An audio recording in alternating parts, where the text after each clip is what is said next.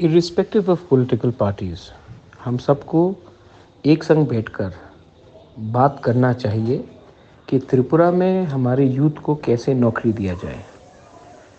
मुझे लग रहा है कि अगर हम लोग सब एक संग एग्री कर सकते हैं कि अपना एमएलए का या एमडीसी का सैलरी बढ़ाए, अगर हम लोग बैठकर एग्री कर सकते हैं कि हमें फैसिलिटीज़ एमएलए और एमडीसी और मंत्री का दिया जाए, तो हम लोग एक संग क्यों नहीं बैठ सकते हैं और चर्चा करें कि एक यूनिफॉर्म पॉलिसी लेकर आए, कि बात करें एक दूसरे से, चर्चा करें कि एक कंसेंसस लाए कि हम कैसे त्रिपुरा में जॉब क्रिएशन इंक्रीज़ कर सकें।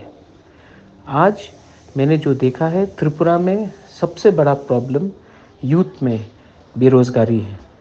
और अगर हम लोग अपने पार्टी के बारे नहीं सोचकर, हम लोग कुछ लीडर्स अलग अलग पार्टी से भी हो, अगर एक संग बैठकर हम लोग एक पॉलिसी के बारे में बात करते हैं जहां में हम लोग एक दूसरे से ना लड़के नौकरी को क्रिएट करें हमारे यूथ के लिए, तो इससे सबका भला होगा। अगर यूथ को नौकरी मिलेगा तभी त्रिपुरा आगे बढ़ सकता है। और यूथ को अगर आप नौकरी नहीं देंगे तो यूथ फ्रस्ट्रेट होकर हमारा भविष्य, हमारा स्टेट का भविष्य, हमारा देश का भविष्य कहाँ जाएगा। तो ये मेरा थिंकिंग है, मेरा सोच है।